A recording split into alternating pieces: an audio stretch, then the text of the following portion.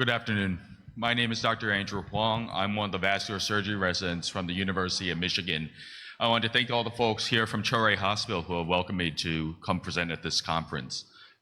We're presenting our data for the EVAR explantation and our experience for about 20 years at the University of Michigan and how it's gone. So in the United States, it's not the case here. I've discovered in Vietnam, AAA repair is primarily endovascular. It's almost all endovascular. Because of that, there's a lot of early survival benefits to EVAR, as everybody in the room knows. However, this is complicated by late complications several years out, with complications in mortality, especially after a 5 to 7 year mark.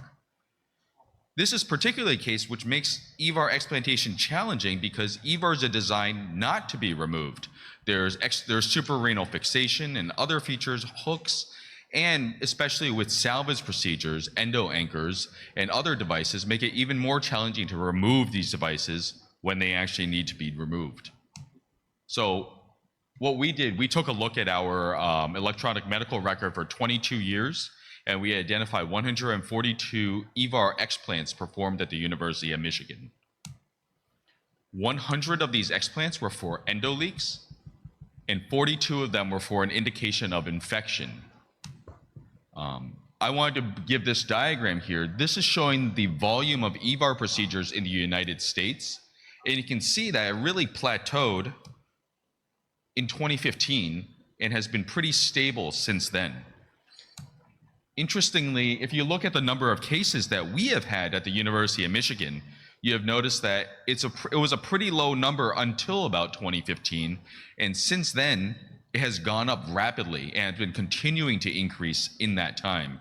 Because of that, we typically do anywhere from 10 to 15 EVAR explants per year now.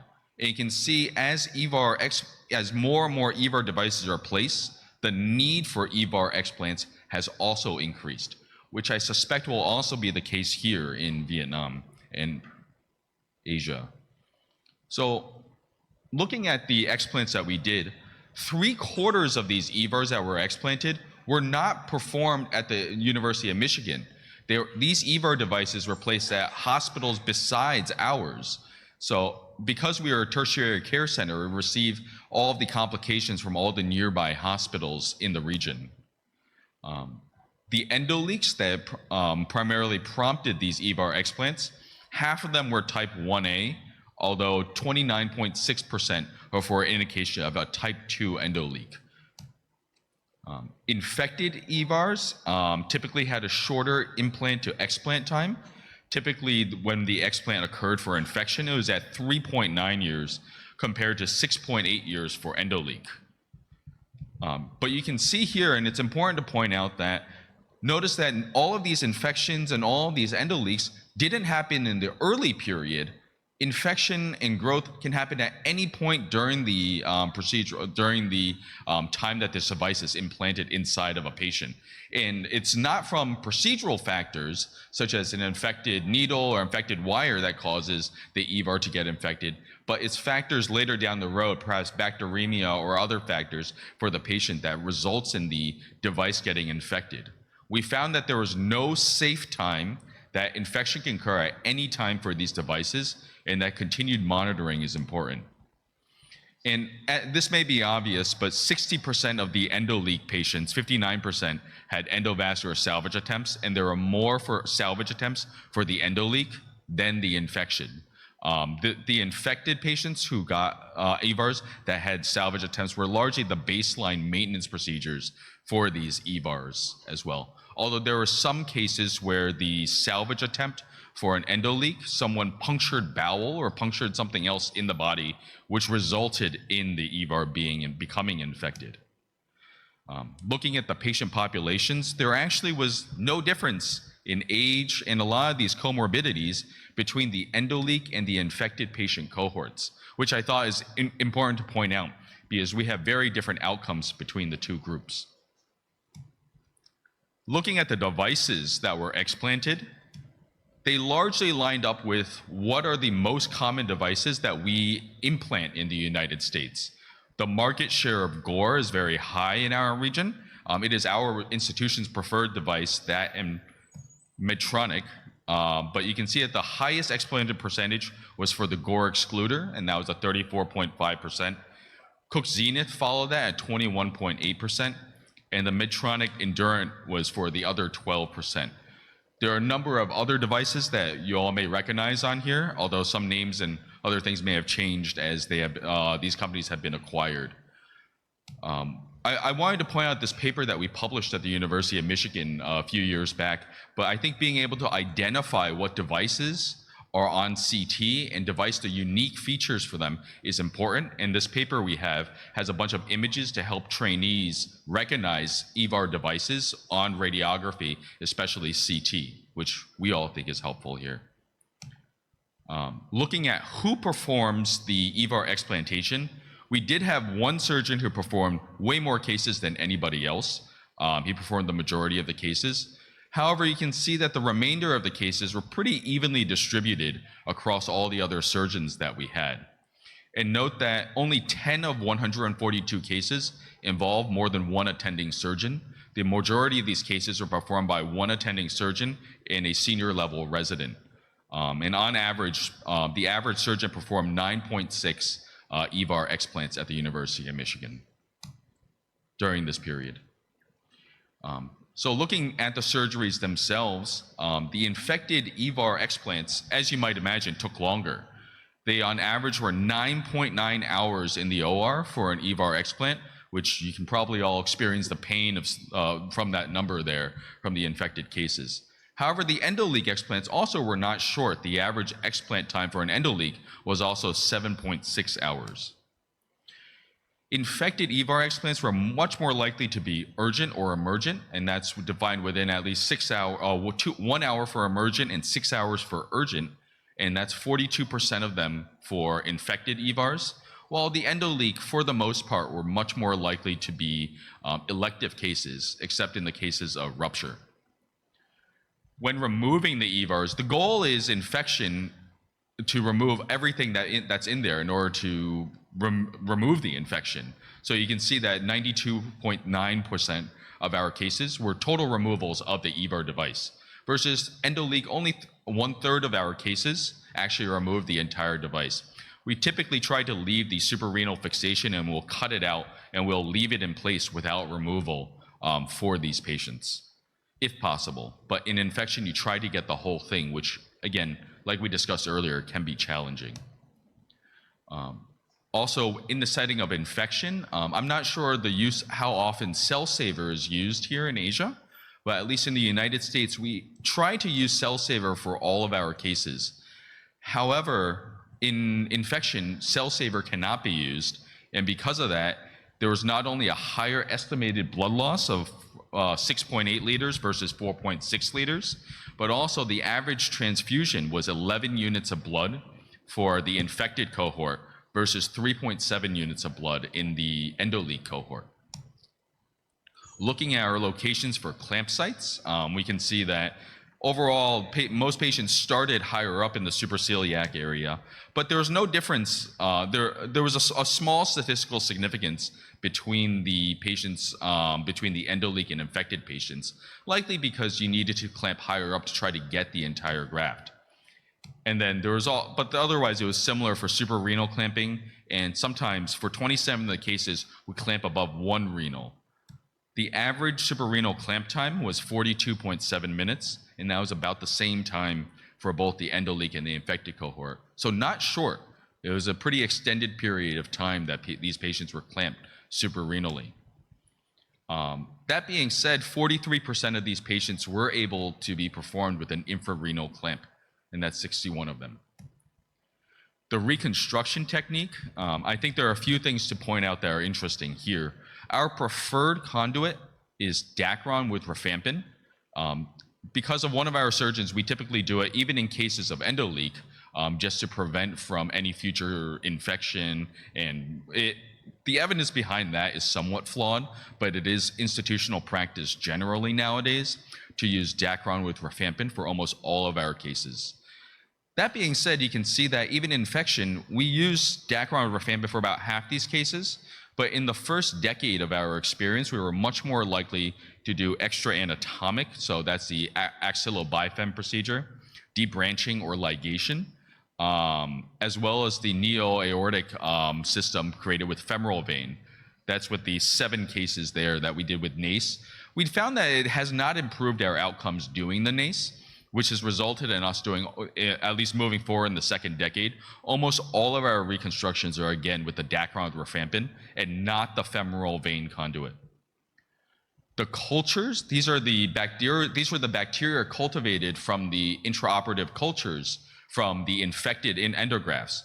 First of all, you can see that only 29 of these patients, 29 of the 42, had positive cultures, likely because most of these patients were getting some form of antibiotics. But half of our patients were infected not with one organism, but multiple organisms. Which is why we think that if you're going to use some kind of antibiotic, you can't just use like a vancomycin or some single gram-positive organism antibiotic, because you can see that our the most common ones were Enterococcus and Staph, but you need to cover for all these other bacteria as well, and narrow spectrum antibiotics will not provide that coverage or benefit. Post-operatively, the patient stayed a very long time in the hospital. The ICU length of stay for the endoleak were 6.1 days, and in the setting of infection, patients stayed almost twice as long. They were in the ICU for, on average, 11 days. The total hospital length of stay was also long. They stayed 13.2 days for an EVAR explant for endoleak and 20 days for an EVAR explant for infection. However, there was no differences between the endoleak and infected cohorts for a 30-day reoperation. Many of these complications, such as DVT, pulmonary embolism, pneumonia, or wound breakdown, or interestingly, ischemic bowel. You can see here that the infected cohort was much less likely to go home after their surgery. Only about 1/3 of the patients went home after surgery. Most of them went to some kind of rehabilitation or subacute or some kind of nursing home or other kind of support. While the endoleak patients, more of them did go home, 60% did go home, but still that's a lot of patients that were not safe to go home and needed to go to rehab before going home. These were our complications that required a surgery within 30 days of the index procedure. Notice that the main things that people went back to the OR for were for bleeding, as well as abdominal issues, primarily bowel ischemia, fascial dehiscence, or abscesses. A lot of the times that you can see were in the infected cohort, but you can see that bowel ischemia and the fascial dehiscence happened in a lot of patients with endoleak explants as well. I'm not sure how familiar the room is, but we use something called the NSQIP calculator. This is the National Surgery Quality Improvement, which you can put in the billing codes, which here are listed on the left side. These are these 5-digit codes. And it can be used to predict how will the surgery go? What's the likelihood that these patients will have a complication, mortality, and what kind of complications they will have? This has been a very useful tool. It's free, it's online, that we use for research at least.